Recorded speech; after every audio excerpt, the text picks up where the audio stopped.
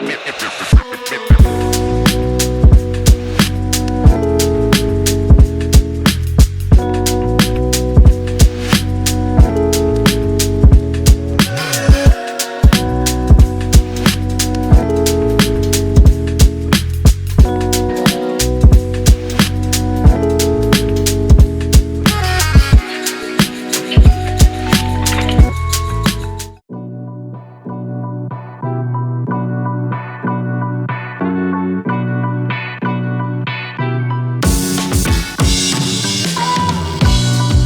going on, Bulls Nation? Welcome in to the CHGO Bulls Podcast, coming to you from our studios here in West Loop, downtown Chicago. I'm Peck, Bulls_Peck, Big Day, bam, BAWL Sports, and Will the Go Gottlieb, Will_Gottlieb. Our pal producer on the controls is the one and only Joey Spathis. He is at Joey Spathis.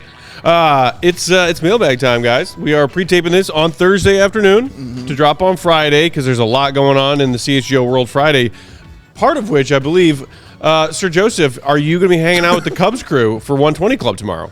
I will be producing the show. I'm not 100% sure what my role is during the day, but I will be there at least at almost home before and after. If your role during the day is to get drunk in the bleachers, do you still feel confident in your producing skills and abilities for the post-game show at Almost Home? Great question. Is that your mailbag question for the day? That's my mailbag question for Joey. Can you work drunk?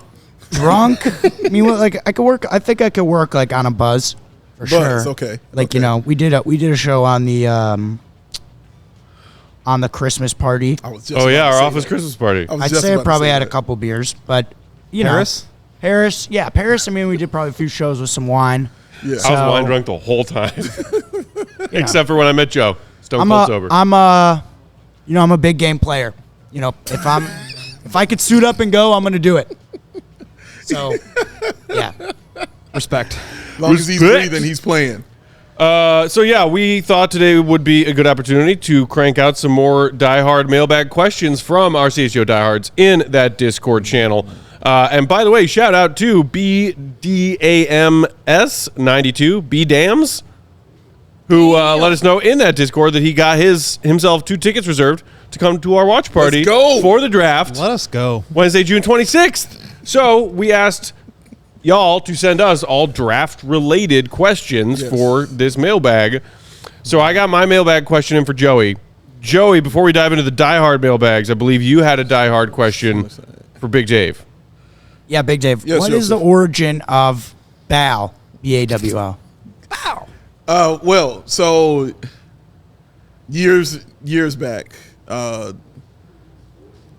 shout out to my guy Chris. Chris and I, when we talked to each other, we would talk about Avery Johnson. And we always used to love the way Avery Johnson talked. And anytime we would talk about him, it was always the inflection of, go and get the basketball. Go get the Derrick Rose gets the basketball. Go get it, Derrick. Get the ball. So one day when we were trying to figure out the name of the show, it smacked me in the face. And I was like, oh, shit. Bow. I was like, that's it. That's the name of the show. And I called him. I said, dude, that's the name of the show. It's going to be called Ball. And then I explained it to him.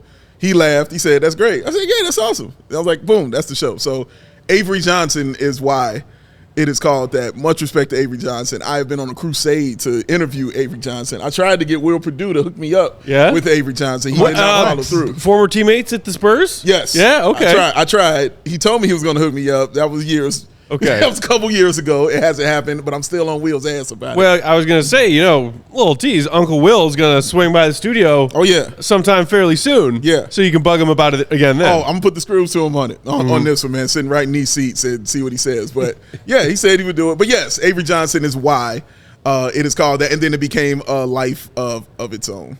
I don't know what I was expecting, but that is way better than what I thought I was expecting. The Avery Johnson poll is just like, whoa. The first time I heard that story from Big Dave back in the day, and I listened to Avery Johnson in my head, I was like, yeah that totally checks out. Yeah, because when you were just saying that, I was like, what does Avery Johnson sound like? And then you started doing his voice, and I was like, that's what Avery Johnson sounds like. So when I would go around and do shows around those times, and people would didn't know how to pronounce it, I was just always telling them, just say it how Avery Johnson says it. And they were, oh, shit. And everybody was like, oh, I get it. Wow. Yes, I understand. So, yes, shout out Avery Johnson, man. We appreciate you, love you, great coach. What's the origin great point story guard. of In Your Face? That's just me. I don't know. It just came out, Because bro. for me, it was when we were in Paris Yeah. and Joey was like taking up videos. I don't know if that was the first time you said it, but Might have been. I don't think Yeah. I've ever laughed so hard in my life. I just absolutely love that. Stuff just pops in my head, and I don't think twice God, about that was saying so it. funny.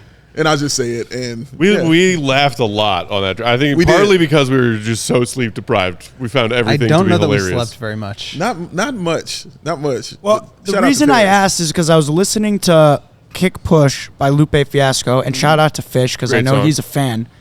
But in the second verse, he says, like, he's imitating the girl he's talking to, and he's like, bow. And I'm like, did he just say bow? Yeah. Because he says it, and I'm like, is that bow? No. Yeah, Lupe my- got it from Dave. No, No, I know well, the No. I know he's saying bow. I They're weigh both about 122 pounds. Yes, I know but what they're you're saying. both from Chicago, so I'm like, maybe Dave, maybe this is a term that I'm not familiar with. Yeah. Maybe there's some origins behind it. But you know what? There's not. No. And I'm glad I asked. And then it happened. And then I remember the Migos had a song where they were saying it like that, like bow talk.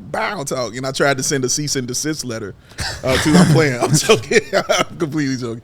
But yeah, it took a life of its own. People enjoy it. They love saying it. I enjoy them loving it and saying it. So that's what it is. Shout out Avery Johnson once again. Shout out Avery Johnson. Joey, I do have some bad news for you. I'm sorry, young man. There is no skating here. Take your skateboard elsewhere. I cannot skate Cocoon, on a cocoon, cocoon. skateboard.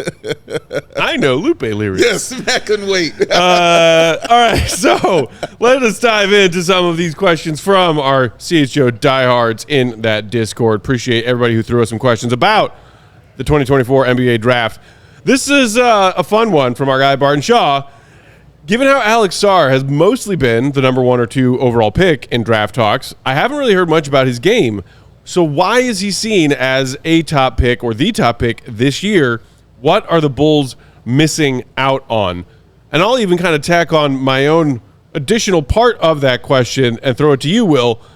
Do you think any teams out there might be sneakily thinking about trying to trade up to the 1 or 2 spot to take Alex Sarr, or do you think he's going 1 and Atlanta's going to take him and that has been decided? So, yeah, a lot going on with Sarr. I guess I'll just start with this. Like, he is not the for sure confirmed number 1 prospect. Yeah. Can't miss Victor Wembanyama. He's a good player. He could definitely miss. 6'11.75 without shoes, so he's really tall. 6'4" and a quarter wingspan, 37-inch vertical. 19 and 9 per 75 possessions last year with 3 blocks. Did not play a ton of minutes in Perth, but was very productive. And I think he really jumped onto the scene early in the season when Perth came over to play 2 games against the G League Ignite, and he really broke out and played fantastic basketball. I think the Perth team was like trying to feature him a little bit to kind of show high school kids, like, if you get the opportunity to come play with us, like, you might be next in line here. So he really broke onto the scene. He did not have like an outstanding year. Like I said, did not play a ton of minutes. But for me, what's exciting about him is the defensive floor. I mean, this guy can move his feet on the perimeter. He can protect the rim. I mean, he is a really, really high-level, versatile defensive player. And I actually think that, like, with him, maybe this is true, like, his defensive pedigree, I think, is probably the safest bet for a high floor and has the high ceiling of any player's skill set in this entire draft. He's a little bit more raw on the offensive side, has a little bit of a face-up game, has a little bit of a jump shot, shot just a tick under 30% on a pretty good volume of threes. But I would say he's like far from a shooter. So he's really a tantalizing athlete. He's got some ability to put the ball on the floor. He's good in transition. He can dunk it. He can really move his feet defensively and protect the rim. So I think there's a lot there to work with. And I think that's what makes him kind of like a top 2 lock, like you're saying. But in terms of what you're asking, Matt, like, could another team jump up? Like, to me, I think he makes sense in Atlanta because I think he's the best player. And I think you've got a point guard like Trae Young who can really set him up for success and also make up for some of his deficiencies. But they've also got a crowded front court. You've got Jalen Johnson breaking out this past year, and Onyeka Okongwu, and of course Clint Capella. So they probably have some moves to make. But could I see the Wizards moving up 1 spot to go secure their guy who I think would really be a home run pick for them? Sure. Absolutely. Maybe 26 and 2 for one. Yeah. Like, does that work for both sides? It gets the Hawks another asset that they can move forward with. And maybe they end up taking Zachary Risachet, who they may have taken number 1 overall anyway. Yeah. So I don't see Sarr leaving the top 2, but I'm certainly not convinced he's going to be the number 1 pick, although he's my bet for now. Yeah, that trade is great because on one hand, if he stays in Atlanta, he's a clear 2, depending on if Trae Young is there. But if he goes to Washington, they'll build his whole everything around him. Yep. So they'll start and end with him, which could give him a better chance to grow, you know what I'm saying, and see what he can do when that type of thing is on him. But it gives him more space. But he is basically and his speed is awesome too. You know what I mean? He's very fast. Like, he can blow by you in the post, athletic, man. Like, very seriously, mobile, incredibly mobile. And also for a guy his size, 37-inch vertical. Yes. So he's basically a center that plays like a forward, you know, and that's a skill. And he's versatile defensively and offensively. So those things is what make him one of those kind of guys you go get at the top of this kind of draft where there isn't too many sure things. He's like 8s and some 9s across the board. Yeah. You know what I mean? So I think that's kind of what puts him up there and why people are kind of like, yeah, he clearly is that kind of guy. That should be a top 2. But I'm not going to be shocked at all, as Will said, if he gets traded and ends up number 2 pick in this draft, man, because it's a fun, funky draft going on. But he's dope, though. It is. And, like, as a Bulls fan who kind of knows there is a less than 1% chance the Bulls find their way to Alex Sarr in a couple of weeks, from what I've watched, I'm jealous. Because he's in a draft class where I'm not excited about a lot of guys. Yeah. I watch him and I'm like, oh, yeah. Yeah. Like, the Bulls could absolutely use a player like that. Yeah, correct. He'd be such a good compliment to both Patrick Williams and Nikola Vucevic. Oh, my gosh, man. The athleticism. Yeah. One thing he struggles with is defensive rebounding, so I think that could maybe bother some fans. Him and Pat. But playing next to Vucevic, I think, would unlock a lot of what he does. Sure. So, yeah, I mean, when the lottery was coming up, I was excited about the possibility of moving up, even though people are talking about this draft being weak, because I think he could be a really good player. Do I think he's going to be the best player or even the second best player on a championship caliber team? No, probably not, because I don't think he has much in the way of, like, offensive creation. And I think when you're picking first overall, that's kind of what you're looking for, right? I mean, you look at Zion Williamson, Anthony Edwards, Paolo Banchero, a lot of the guys that have gone number 1 in previous years, it's been because they have the ability to maybe be the best offensive player on a championship team. That is not Sarr, but I think he can be a really, really high-level defensive player with scheme versatility, allowing you to play multiple different kinds of defensive schemes, but also be like a above-the-rim finisher, a transition. Yeah. And he does have some offensive creation upside. I'm not saying it's not there, but he's just not like a complete package the way that Wembanyama was. Very true. He would immediately be the best, in my opinion. If not the best, but the second best big man on Atlanta if he goes there. Yeah. Like, I understand Johnson's there, but he gets injured. I think he Just played injured, and he played dwarfs well those with guys. Johnson. Like he's just so versatile because of his length and mobility. You can play him with a smaller lineup. You could play him next to a more traditional 5. Yeah. I think that 3-man big rotation with Okongwu, Jalen Johnson, and Sarr is like really, really nice. That's athletic. Ooh, that's with fun Trae to Young watch. like getting the ball up ahead. Like, that's a good. Yeah, that's fun to watch. It's a good deal. Yeah. Block City, 8.0 block percentage from Alex Sarr. Just throw him into that already crowded Giants party going on in Atlanta. My goodness. He's how old? He is 19. 19.2. Recently turned 19. Impressive. Yeah. Impressivo. Likelihood that the Bulls, I mean, we keep hearing, the Bulls are maybe trying to trade their way up. But we have not heard from any outlets that I'm aware of. They're trying to trade all the way up to take an Alex Sarr or, before the ACL news, Topic or Risachet or Shepard or Castle, a lot of the top 5 projected guys. It's always been like, hey, maybe they're going to try and trade up 5 spots to get Bazelis, or they're going to try and trade up from 11 to 5 or 6 to get Donovan Clingan. Like, there's been no talk of the Bulls trying to trade their way to the very top. So I would be surprised if that happens. I will also add, though, like, I don't think anybody has any idea what the Bulls are going to do. I'm sure they don't even really fully know yet, just because, like, they do have a lot of options, and so much of it's going to depend on what some of these other teams do ahead of them. So is it possible that they make a really aggressive move like that? Sure, the Hawks could be a team that's like in love with Caruso because they need backcourt defensive help. Yeah.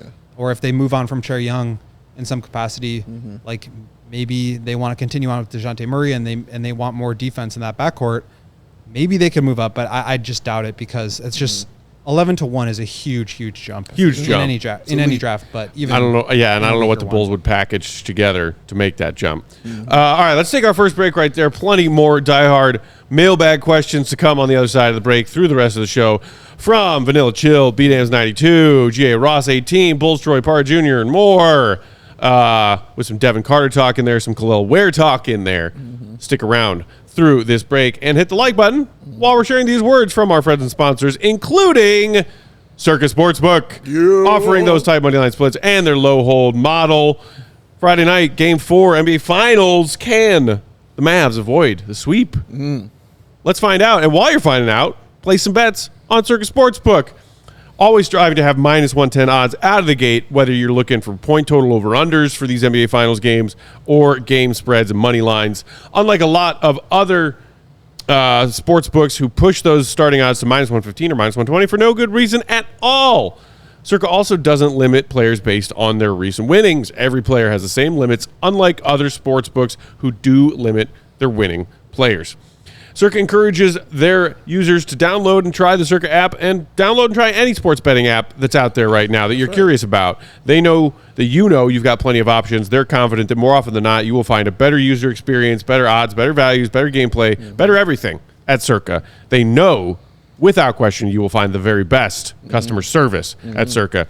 Real people behind that Circa Sports brand who resolve any issues you might have in a very timely fashion, unlike a lot of other sportsbooks who use the dreaded chatbots. I was using one of my other non-Circa sportsbooks the other day because I use a few different ones. Had an issue with the chatbot. I swear to God. Did you smash something? The world will come to an end if we don't get rid of these goddamn chatbots. He smashed something. I may have smashed something. All aspects of that Circa app are being run by the same team that run their main Circa Sportsbook at Circa Resort and Casino in Viva Las Vegas. Download that Circa Sports Illinois app at circasports.com/Illinois-app to sign up today. Be on the lookout also for Circa's events, watch parties, and tailgates in and around the Chicagoland area, including every Friday 120 Club, including today's going on like right now. Spooky. With our CHGO Cubs crew. If you or someone you know may have a gambling problem, just call 1-800-GAMBLER. That's 1-800-426-2537. Text GAMB to 833-234 or visit areyoureallywinning.com. So him dealing with those dreaded chat boxes brought him to the dark side. But let's bring him back to the sunny side. Oh, please do. Oh, let's take him there. And there's only one place that can do that. It's Sunnyside Cannabis Dispensary. Sunnyside is your home for judgment-free cannabis shopping, a place where all kinds of visitors are welcome to explore, discover, and purchase a wide array of high-quality hydroponics in the city. Sunnyside has everything you need to elevate your summer. It's your one-stop shop for all your cannabis needs. Sunnyside has expertly curated menu. Thank you. With over 100 strains to choose from, plus easy online ordering and in-store pickup. Sunnyside is Illinois' favorite dispensary with locations in the city, Wrigleyville and River North to be exact, to the suburbs. They out in Champaign, South Beloit, and many more. So head to sunnyside.shop, use the code HICHGO and get yourself 35% off your favorite brands like Cresco, Good News, and more. Like Matt likes the brunch gummies. Good News brunch gummies, baby. Mwah, perfecto. He's a fan. And you can get that and even more to elevate your first purchase because it's Sunnyside Cannabis Dispensary. Bright buys every day. Only for 21 and over or Illinois MedCard holders. And those little orange prickly hairs, I see those.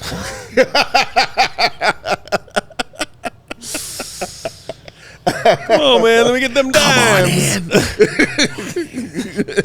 Secret code. Say with me, bodegas. Yes, Bodegas. Very good. Rolling on with our Diehard Mailbag Draft Edition. So we got questions from both Vanilla Chill and B-Dams 92 about Devin Carter, who we definitely have talked about a lot. Yes. And, you know, there's some mocking going on with the Bulls and Devin Carter. But so let's kind of combine them because they're asking some similar questions. Vanilla Chill asks, Devin Carter, would he be a good fit? Would he translate to the league well? And what do you think of him as a talent?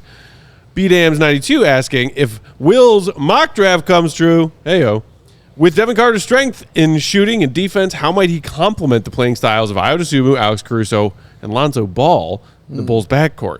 What roster adjustments or trades could the Bulls make if they select him in the draft? Okay, so a lot there. Thanks to both of you for the questions. Let's start with just this. Okay. Is he a good fit with the Bulls, and will his skill set translate well to the NBA right out of the gate? Yeah. I think yes, to a degree. Yeah, I think so. When you got a guy with that kind of motor and who doesn't I think he's the kind of player, it doesn't matter if he has the basketball in his hands or not.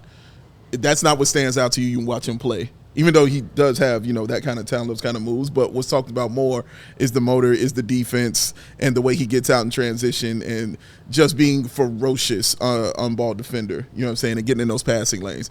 Those things translate to the NBA because you don't have to have the basketball to do those things. So being on this Bulls team, he could definitely do that because, again, Alex Caruso is that kind of guy that does that. And the Bulls could use that and need that because, well, in my head, Alex Caruso is getting traded. I'm just thinking it right. So it can happen. That's what I thought when I read that part of the question. Just throwing that out there right there so he get traded. But even as Caruso's still here, what better person to learn from when you have the same kind of skill set? You know what I mean? What better way to get better than learn from the master, which is Alex Caruso. So I think, yes, he can absolutely fit immediately. And I think Ed Schuler said this best. He can set the culture for the Chicago Bulls because the Bulls are definitely devoid of that, and they don't have anything they can hang their hat on in that kind of way. When you play for the Chicago Bulls, and this is just how the culture has always been, you're supposed to come in here for a fight. You're supposed to come in here for that kind of defense and that kind of tenacity, and you're going to have to get your sleep the night before, as they say. I mean, so says you. According to certain people, the Bulls have had excellent culture since they fired Tom Thibodeau. Yeah, sure. So that's kind of been the Bulls' MO, like, forever. Like, you know what I mean? Go back as far as you want to go. If you want to go to Jordan, if you want to go to Norm Van Leer, how far you want to go to Red Kerr, for God's sakes? Like, how far you want to go? That guy Rogers, like, that's been the MO for the Chicago Bulls, is it's not going to be an easy day here. And Devin Carter kind of sets that transition. Joakim Noah also was that kind of player. So, yeah, you can definitely see how he would fit on the Bulls, but I can see the fit also culturally, what he can reset culturally here for the team. Yeah, I mean, Devin Carter is like a star role player, right? Like, he's going to be a guy that I think complements stars really well. He can move off the ball and shoot. He can defend at a high level. He can get out in transition. He's a great athlete. And he can make some plays. Like, he's not somebody who's just going to stand in the corner and wait for offense to be given to them. So I think he'd be a great player on any team, and I think that's why he is kind of rising in this pre-draft process because, again, in a draft where you're not certain about any of these star players, is it better to just hit a single or strike out, swinging for a home run? Yeah. So I think that's why he is rising up the board, but I also think he's just a really good player. Yeah. So would I be mad if the Bulls took him? No. Do I think that there's guys that have higher upside and that's what the Bulls should be prioritizing? Yeah, I do. I think they should be focused on less on fit and more on high-level talent and bets on upside because right now, like, you look at this team and it's like you're 39 wins. You can't make it out of the play-in. Your best player's 35. You've got a 33-year-old who you're locked into now for 2 more years in Nikola Vucevic. Yes, you've seen some growth from some of your younger players, but you don't have any cap space to be able to go out and add in free agency. You owe an outgoing pick next year to the Spurs, top 10 protected. Like, it's not the best situation long term, and you're also not very great in the near term. So what do you have to do in order to get yourself into a better situation, both short term and long term? You have to take some risks and take some bets on talent. And so I don't think Devin Carter is going to be like an all-star player, but I think he's going to be a very good role player. And it really comes down to, like, what do the Bulls want to prioritize? But I would not be thinking about, does he fit with Ayo? Does he fit with Caruso? Does he fit with Lonzo? Does he fit with Kobe? I think he could fit with anybody because that's the kind of player he is. But I just wouldn't be thinking about some of these role guys that may or may not be on the team in 2 to 3 years. Instead, you should be thinking about who is going to be on the team in 2 to 3 years and how can you get that guy to build around.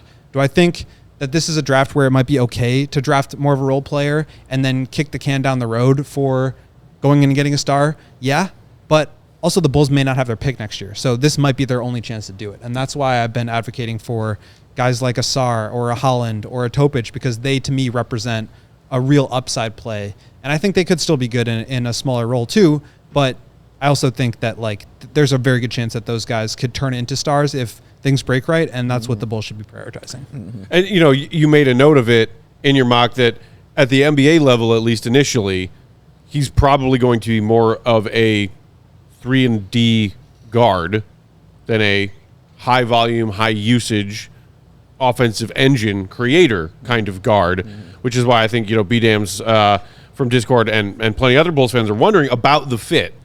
But you're saying maybe it's not necessarily about the fit of these specific pieces that we have right now in the 2024 offseason and how Carter's game might translate and complement theirs.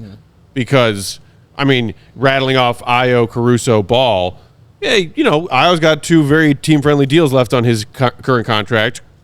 Caruso, we know that AK will never, ever trade him. But maybe finally he will. And Lonzo, it's like, well, are we going to see an active Lonzo Ball? Yeah. Maybe.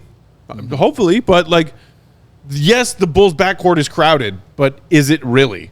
But I think like Devin Carter kind of represents a lot of the things that Lonzo did well. He gets out in transition. He shoots a 3. He's a good facilitator. And like high volume and pretty efficient his last year, like Lonzo. Correct. But he's at the NBA level. I don't expect him to like have the ball in his hands a lot, but he's a good extra pass maker. He's a good hit ahead pass maker. And so I think he is kind of like, he represents a lot of the like missing sauce that the Bulls have been looking for these last couple of years when they went after Patrick Beverley and Javon Carter and some of these guys. So it would make a lot of sense to me if AK made this pick. And I don't think it's a bad pick necessarily. I think there would be some better upside plays.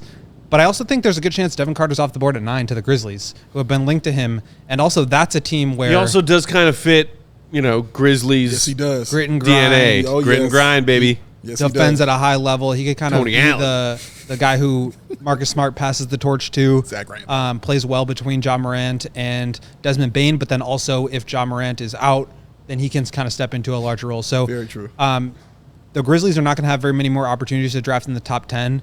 Are they going to want to take another swing? Maybe, but they also just like hit a home run on Gigi Jackson in the 40s last year. So they could definitely take Devin Carter, and maybe that encourages the Bulls to move up. But I also I don't think it's a guarantee that he's there. Whereas at first when these kind of rumors came out, it was like, well, Devin Carter's going to be there at 15, 16, 17. Why not trade back and go get him? I think he's going to be a lottery pick for sure, whether it's the Bulls or another team taking him. Yeah, I can see it. And please don't go to the Heat. That's all I don't want. I Heat don't want culture. him on the Heat. He fits the Heat perfectly. Did you know that we painted some words in the paint of our court? Oh, my God. We're so tough.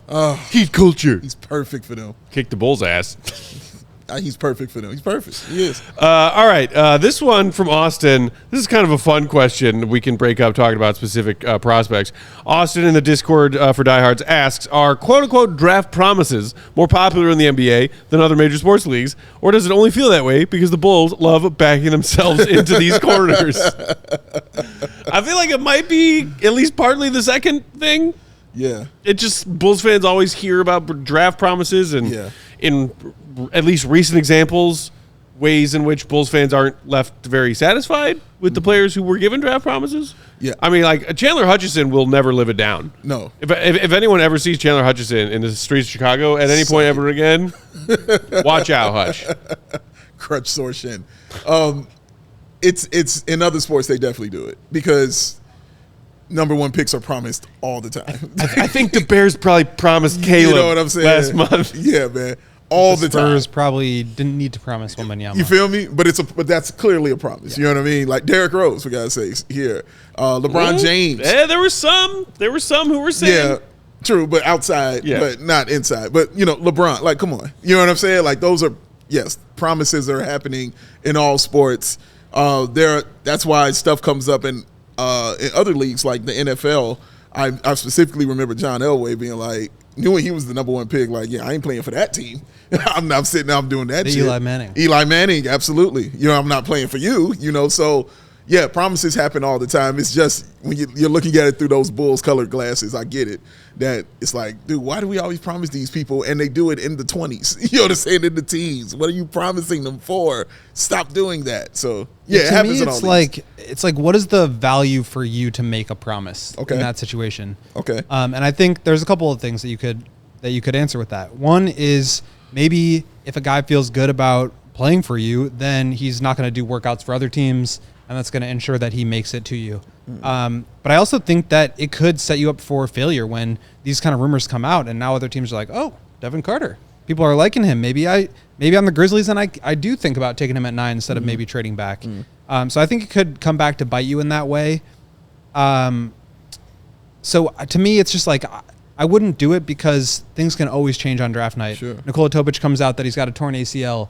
Now he could be there at 11, and like I would much rather take that swing even if he can't play next year. So I don't really like. I get that there is value in it, but to me, like I definitely wouldn't let that get out. But I also just don't know if I would do it in the first place because you don't know what's going to be available to you in the form of trades, guys falling on draft night. Like let's say last year the Bulls had a pick and they made a promise to somebody at 11, but Cam Whitmore, who I had as a top 5 or top 6 player on my draft board and eventually slid to 20, was available for you. Like, but you'd already promised Devin Carter, then, well, can't take Cam Whitmore, who I think is a much better prospect still. Yeah. Promises.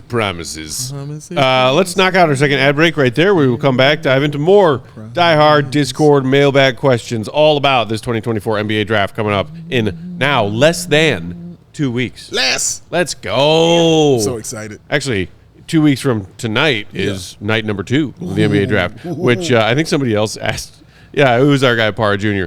in the Discord. Thoughts on the draft being broken down into 2 days? Dumb. Stop that, NBA. Agreed. You're not the NFL. Stop it. No need. Dumb. Too much pomp and circumstance. Too Much. I feel like Mario Lopez in that GIF. Stupid. Dumb. Is it like an anti-drug PSA that they did? Yes, it was. Okay, It was. Oh, one of my favorite episodes. Yeah. It was great. The movie star coming in. Put down the drugs, NBA. Yeah. Put the draft back together into one night. Shout out Mr. Belding. Hit the like button for Mr. Belding while we share words from our friends and sponsors. Dave, who's next? Man, Joey, some Saved by the Bell question says his knowledge on this, man. But before that, FOCO! Go. Get fitted out in the best sports gear around. Where you do that at? FOCO. They got the hoodies, they got the shoes, they got the signs, they got the bobbleheads, and everything in betwixt. Are you going to a basketball game? Are you headed to the NBA Finals? Well, you might just have one more time to do so. Ew. But if you're going to go, you can show off your love with team-branded friendship bracelets, because whether it's jackets, beachwear, or even overalls, there's something for all fans for almost every occasion. And of course, behind us, if you can take your eyes off of this awesomeness that is us and look behind us just for a second, well, you understand if you can, but look behind us for a second and look and see all those awesome pieces that are sitting there. That was donated by the fine people over at FOCO. So since they showed us some love, why don't you go ahead and do them same? Check out FOCO.com or click the link in the description below for all non-presale items. Use the promo code CHGO10 and get your beautiful self 10% off because it's FOCO! A faux show. A for show. Oh, man. The entire time you were reading that ad, I had the Saved by the Bell theme song stuck in my head. When I wake up in the morning, I don't think I'm gonna make it on time. I got to see the bus fly by. It's alright, 'cause I'm saving a bell. Goddamn.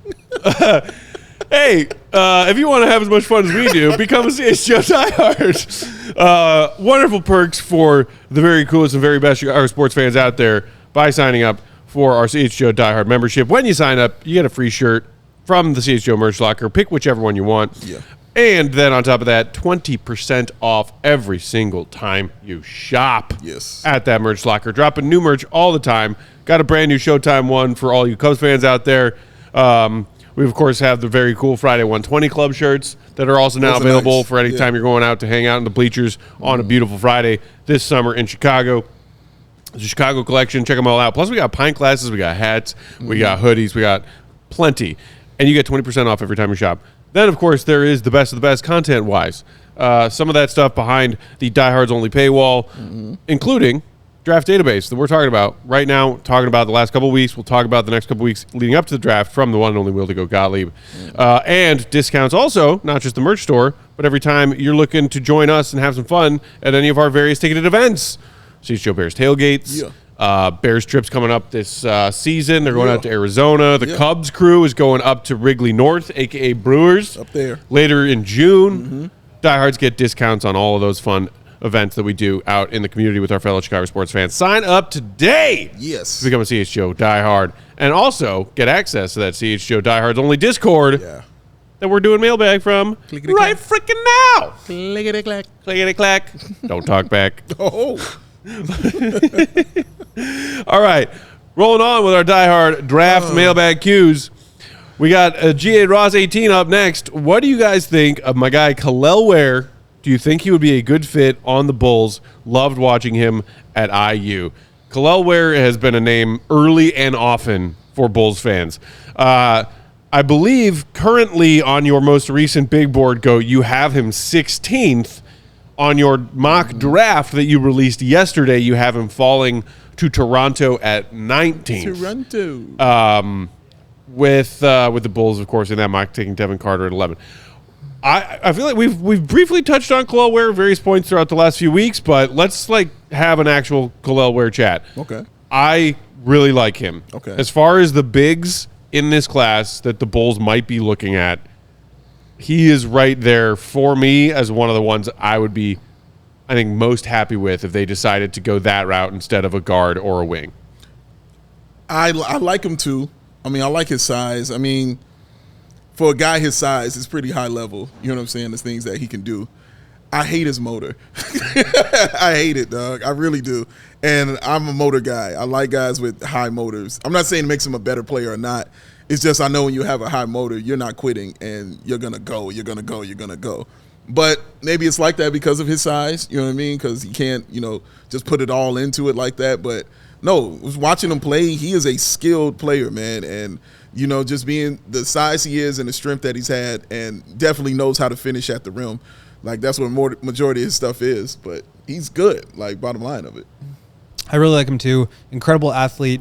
Very good rebounder, very good shot blocker, although lower block percentages than Yves Missy, Deron Holmes, Zach Edey, than Alex Sarr, and then Donovan Clingan. So maybe some questions there, and I think the motor stuff is legit. I mean, I was listening to Sam Vecini's podcast yesterday, Game Theory, and he was talking about how the coach at Oregon, where Kel'el Ware played his freshman year, was straight up saying it in press conferences, we need more enthusiasm and energy from Kel'el Ware. So I think that's a question, but also I think this year that was not really as much of a problem. I think a lot of people covering that team and within that team felt like he was great, that he was engaged, and that he has a ton of upside. He's very much like a Derek Lively type of player, rim roller, shot blocker, who can really move his feet. He does have a little bit of a shot. I'm not sure how much that will translate, but of the names that I've mentioned, Sarr, Clingan, Yves Missy, Deron Holmes, he's up there with jump shooting. So I think that's exciting. Just a really tremendous athlete, and I think he is going to be a very good rim roller. So if you're asking about how he is as a prospect, I'm very high on him, but I do think he is a player, maybe more so than some of these other guys, that his fit is going to matter, because I think he's going to need somebody to set him up. Yeah. And the Bulls don't really have that guy. So would I be mad at that pick? Absolutely not. I think he's really exciting, and I love the upside. There are a lot of people that have him in the top 10, but there are also some people that have him at the back end of the first round and even into the second round. I saw a report today that said he was rising into the lottery. So again, wouldn't surprise me just based on the uncertainty within this draft. And he's a really exciting, young, athletic, bouncy big, which is a huge change of pace from what the Bulls have had the last couple of years. Sure. So I think it'd be great. And I think he's a very exciting prospect, but I think his situation is going to determine his outcomes, I think, a little bit more so than with some of these other guys. I like that. I mean, I get the motor concern, and I've heard it from more than just you. I look at defensive rebounding, and I think, how can he have a low motor if he has the best defensive rebounding percentage of any big in this class? Which he does. I mean, I think there are a couple when you get down to second round picks who don't have the complete package of their game that has Kel'el Ware as a maybe back end of lottery, but very, very likely first round pick. But I mean, Filipowski, Clingan, all of these other bigs that you're talking about, Zach Edey, Kel'el Ware has the best defensive rebounding percentage of any of them. Sure. So how can you have a low motor and be an elite defensive rebounder? Because you can be the tallest person on the floor. Yeah, but okay. Like, if you're taller and you're there, who's going to stop you? Zach Edey did that all season long. He was just the biggest dude out there, and he dominated. But Kel'el Ware is not Zach Edey's size. I understand that. I'm saying he dominated in such a way because a lot of that had to do with his size. Not his skill, not all of this other stuff, but because he was big. Some things you just can do because of the size you are. And it's not so much even his motor just because of the defensive rebounding. It's just the way he is up and down the floor. You know what I mean? Like, in it's cool. You know what I mean? Like, he's not engaged all the time. Like, it sometimes borders on aloof. And it's like that with him when you see him play. Like, you mentioned Derek Lively. And it's not, and you're right in the skill set, but what separates it is Derek Lively's motor is insane. You know what I mean? Like, he will go all the time. He's going all the time, man. That's kind of what you look at when you look at Ware. And I'm not saying Ware's bad. He's definitely good. And I'm not saying he's a bad rebounder. He's definitely good at that.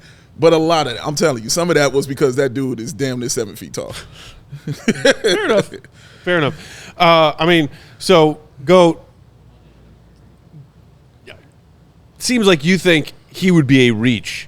For those Bulls fans who are interested in Kel'el Ware and want Kel'el Ware, at 11, if the Bulls stay there, you think that there are better players available.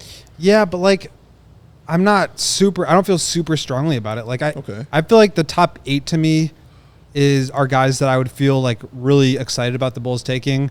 That's Sarr, Castle, Topic, Shepard, Holland, Dillingham, Klingon, Buzelis. If those guys were available at 11, I'd feel great about that. That's not even including Risachet, who I think is going to be a top 2 pick probably. And then you've got like a lower section of players that include like Salon, Carter, Collier, Williams, Dalton Knecht, Devin Carter, Tyler Smith, Kel'el Ware, like guys that I would be fine with, but like he's just lower in that same tier. Yeah. And yeah, I think that there will be. I don't think the Bulls are a great situation for him. And I know I've been advocating against like fit for this whole time. And maybe I still shouldn't be thinking about it this way, but like we talked about Daniel Gafford, right? Yes. And how the Bulls have like missed their opportunity. They let him go for basically nothing, even though he was the Javonte Green trade. But like they missed their opportunity with him. Sure. And how much he's flourished now being with a team like the Mavericks. But it's like, well, yeah, they have Luka Doncic, who's the best lob throwing guard in the league. And he's in a situation where he plays 24 minutes a night and he can go balls to the wall and like just do 2 things, defend the rim and catch lobs. And then they have another guy who can do the exact same thing and not miss a step. So I think, yeah, it's like unfortunate that the Bulls missed out on him, and I don't want to see that happen again. But it's also like the Bulls have never had a situation where they are built to help a player like that reach his highest form. Ooh, and like that's a bar. And they still don't have that. Like DeMar can throw some lobs, Kobe can throw some lobs. They don't have like guys that are creating offense for those kind of rim rollers. And I think for a team that already shoots like bottom 5 in 3-point attempts, like I would rather have a floor spacing big than a rim rolling big. I acknowledge that those rim rolling bigs are valuable and have value. You've seen the Timberwolves, the Mavericks, teams like that really have a lot of success with it. But I just personally, my preference is to space the floor out a little bit more, to create those driving lanes. You've seen it with like OKC, the Celtics, teams that play 5 out have unlimited space to drive and kick, and then they have a better shooting profile because you're making more threes. It opens up the floor for some of these other guys to be better. Like we've seen Ayo and Kobe improve because of extra space on the floor that other guys are creating for them. So that's just my preference. I don't think he's a bad pick. I don't think the Bulls can necessarily maximize him, but I do think he's in that tier where it wouldn't be like that big of a reach there. He's just maybe not my first choice. Okay. Gotcha. Yeah, so sort of that tier that's sort of, after the lottery. Yeah. But definitely first round. Late lottery to like late teens picks. Right. Okay. Kind of guy. Thank you to J. Ross 18 for that question. On to the next one. Shout out to our guy Bulls Troy in the Diehard Discord. Y'all listen to a whole lot of Bull if you don't. Shout out. Troy asking, in all your opinions, what needs to happen on draft night for you to walk away feeling like we came out a winner? I.e. Caruso getting traded to the Rockets for the number 3 pick, Zach LaVine getting traded, etc. I like how best case scenario, parentheses, here are some examples from Troy are trading Caruso and trading Zach. I don't disagree. I think for me, walking away happy from draft night part 1 as a Bulls fan would be that they find a trade for at least one of those guys. Yes. Zach LaVine, which is a big problem you have to solve this summer. Gotcha. You have to. Mm-hmm.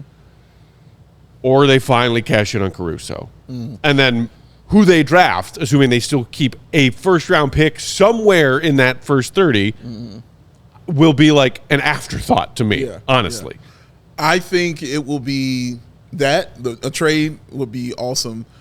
But as far as the pick is concerned, I would like it, and again, it doesn't have to be this, but this is just how I feel.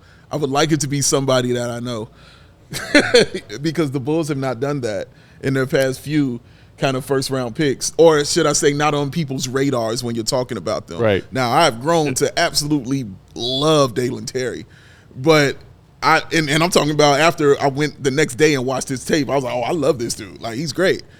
I could see the growth, all the other stuff we can get into. But when they drafted him on that night, I was like, what? I was like, who this cat? And I had to go look at GOAT because GOAT was the one who had him like as top 5. GOAT had him on the Bulls board. And I was like, oh, GOAT's approved. Okay, all right, cool. But even Patrick Williams, you know what I'm saying? We can look at it on that sense. That kind of wasn't a guy that was known or out there or looked at and things like that. It's not a lot of Bulls fans watching a lot of Seminoles games. Yeah, not a lot. And again, it's not the same. A one and done freshman who came off the bench. Sure. And a late riser. I mean, he was like late lottery for most of that draft process. Then like the day before. Out of nowhere. Then he went to the combine and everybody got to look at those tree trunks. Yeah. Yeah, right. Yes, exactly. Oh, and they fell in love. But yeah, I just kind of wanted to be like that. You know what I mean? In a draft where nobody, everybody is kind of a B-, C+ kind of thing. Like, can I get this B- popping? You know what I'm saying? Like, can I get that going on and be like, okay, yeah, I like that cat. I know this cat. Let me go watch him and study him like that. Again, doesn't have to be like that. You pick who you want and stuff like that. But I would like to see that, though. So I love this question because I think a lot of times we talk about what we think the Bulls should do or where we think the Bulls went wrong or, why they didn't do X, Y, and Z. Sure. But to actually think about like, okay, let's look at like best case scenario here because I do think at times we get a little bit, or at least I get a little bit too doomer, but I'm actually kind of optimistic about where the Bulls can go here. And I think it stems from them doing the right thing a couple of different times. Number one, the priority has to just be accumulation of assets. If that means moving back for more picks, if that means getting the best player at 11, if that means trading Caruso for additional picks, what I don't want to do is add more future picks to move up in this draft.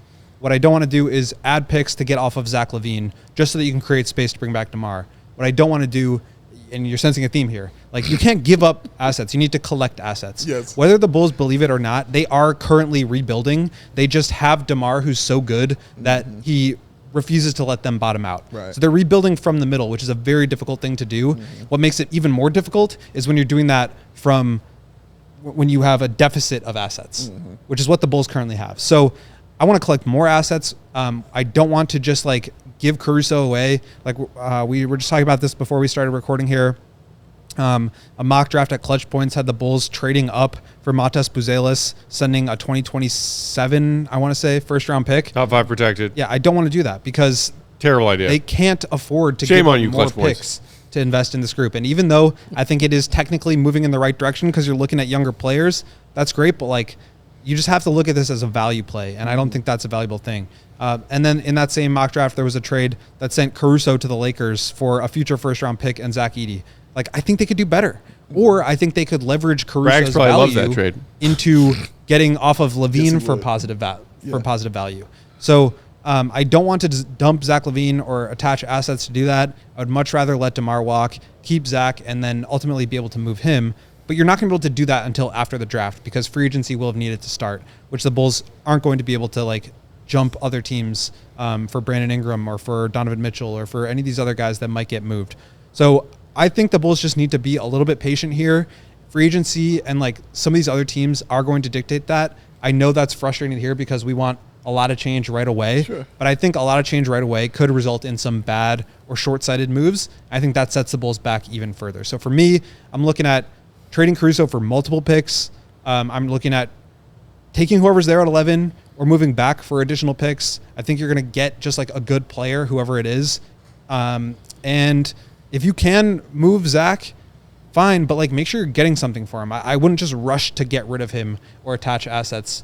You can't sink more into a team that's a 39-win team. You just can't do it. Will want stuff. Give me stuff. Give him Stuff. I like stuff. I like stuff. I want it all, and I want it now. Damn right. I want it all. All right, well, But actually, just one more thing on that. Like, to just like wrap it up, I talked about being positive and not being like a doomer with this stuff. If you can get multiple picks for Caruso, if you can get something for Levine and or Caruso, and you've got the 11th pick, maybe an additional pick, maybe a future pick, you've got Kobe, you've got Io, you've got Patrick Williams, who now you're looking at bringing back. Talk to me. Like, that's a good situation. Yeah. And it makes more sense. Like, again, I disagree with it, but it makes sense to have DeMar keep you afloat when you have a core of young players. Sure. But when you don't have that core of young players and you're just playing for now, and you also have this pick that's maybe going to be, the 11th pick going to the Spurs next year, like, it's not worth it. And so if you are going to not retain that pick, if that is not a priority for them, they need to prioritize youth and upside now in order to like make up for that they're not going to get next year. Parr Jr. in the Diehard Discord saying, piggybacking off of Troy's question, Okay. With the Bulls being rumored to trade for a pick, what is the lowest pick and player offer for Caruso that you'd accept? The lowest pick. So, like, for example, we talked in one of our shows earlier this week about that Sixers reporter who was talking on that radio show about how, hey, like, the Sixers are in win now mode. Right. We got Maxey, we got Embiid, we finally got Tobias Harris off our books. Right. We got cap space. This 16 pick, maybe we can shop that for more win now talent. Maybe that win now talent is Alex Caruso. Yeah. And I feel like, unless I'm misremembering, all of us were kind of underwhelmed on like if after all of this talk about all of the trade value that Alex Caruso has had for the last 2 years, all you're getting for Caruso is a number 16 pick in this draft class. I would be pretty underwhelmed by that. Yeah. I want to say top 10, but the reason for me that doesn't make sense is because teams that I think are going to be going after Alex Caruso are going to be teams that are in win now mode. None of whom are in the top 10. Correct. Grizzlies. Exactly right. Well, yeah, okay. Okay. Memphis. Then it's perfect. Yes, give me Memphis or give me death. I will happily take Honestly, a number. Atlanta. Atlanta. I don't think the Bulls You are going getting to get up sexy that. on this? I don't think they're going to get up that far. Come on, Will, keep But talking. here's a couple ideas for you. What about like this is maybe a long shot, but Josh Giddey and 12 for Caruso. Josh Giddey and 12. Like they want to move on from Giddey. They don't want to pay him. He's a young player who's a good facilitator, and you also get another lottery pick. I think that's a pretty solid deal. That's the kind of deal I would make. Orlando, I think, could be interested in Caruso or maybe Levine. That could be a spot like 18 and something for Levine. Makes some sense. I would be into that. And 17. if you keep your 11 and then you get 11 and then a pick in the teens somewhere, whether it be Orlando, LA, if Philly. Zach is attached, that's changing. And then you're talking about getting yourself a guard or a wing and a big if you want to take one of each. Yep, exactly. Or like we've talked about before, maybe Zach and 11 for 5 and one of the mid-tier contracts on the Pistons like an Isaiah Stewart. You get yourself a backup center and you get yourself a chance to get into the top 5 for whichever guy you like. Sure. And you're not giving up Caruso or future draft picks in order to do it. That's the kind of deal I'd be okay with. So you're saying Zach attached to this, then those deals would be more okay for you? Yeah, just because as we've talked about, like, I don't think the Bulls are going to be able to get much positive value. So if you can get any positive value, I would do that. Or I would be willing to let DeMar walk so that I could try to rehab Zach's value. I think there's risks associated with that too. So if you can get something positive now, I would do it because then that opens up so many different doors for you, especially if you're getting off of $29 to $43 million of his salary. Right. Like it just opens up more doors for you to be able to make more decisions. And I think what's haunted the Bulls for so long is that they've just been right at the luxury tax for 3 years. They can't do anything. Sure. But what's the lowest for Caruso though? What you'll take For Caruso, like straight up, Yeah. I don't think there's necessarily a straight up trade outside of like the top 5 or 6 that would excite me too much. Just because I just don't love any of the players in this draft that much. I guess like top 5 pick for Caruso straight up would be pretty sweet. But I don't like, for example, the Rockets have been a team that's been associated with Caruso. Yeah. Caruso and 11 for 3 or just Caruso for 3. I don't think the Rockets are going to do that, not because they don't love Caruso, but because I think they're going to be looking at Mikal Bridges or Donovan Mitchell or some of these other bigger fish that they can go out with, all their young players. They're going to use 3 to attach 3 to something else to go get like a superstar as opposed to like just maximizing the value of that pick itself. Right. So I don't necessarily see, and I don't think the Bulls should just take 1 draft pick for Caruso. I think they could do better. All right, guys, we are just about out of time. We do have one more question left. This one comes from AJ, parentheses, 2024, Pigs a Click Champ in the Diehard Discord. Shout out. Conversely, from what we were just talking about, AJ asks, what's your personal worst-case scenario for the Bulls in this draft? Whether it be trade-related, a player you think they might go for that you think is bad, etc. Here's my simple answer. Yeah. Trading away future draft capital to do anything in this draft on draft night. Yeah. That is my worst-case scenario. Ditto. Yeah. I think that's like, to me, I don't think that there are many ways the Bulls can go wrong in this draft, assuming they just let the value come to them. Yeah. But as soon as you start to go out and pay extra to move up for guys that are not sure things, like that's where you've seen yourself get into trouble before. You saw it with Vucevic. You've seen it with even DeMar. Like, as great as he's been, there wasn't, to me, like, there's no reason that they should have given up a pick in 2025 for that sign and trade when they were overbidding the market in the first place. So when you are like being willy-nilly with future draft picks, like that's how you get screwed down the line. And maybe AK is not thinking about that. Maybe he's just thinking about this year and thinking about saving his job.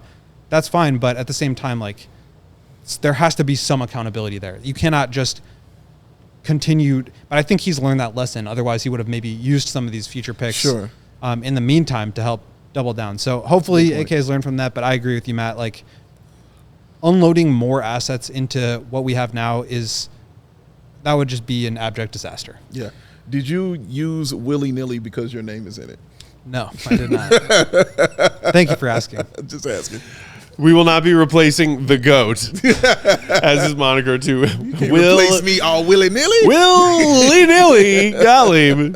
Other potential, but I think very unlikely worst-case scenario on draft night is that our gracious hosts, PB&J, come hang out with us, draft night party, June 26th, free admission, runs out of delicious pizza and delicious beer. I don't think it's going to happen. It would be a worst-case scenario because I'm going to need pizza grease and beer to drown my stress. Both. Yeah. We're counting on you, PB&J. What kind of what, Jim? Coors Light, of course. Our presenting sponsor for our live draft show on Wednesday, June 26th.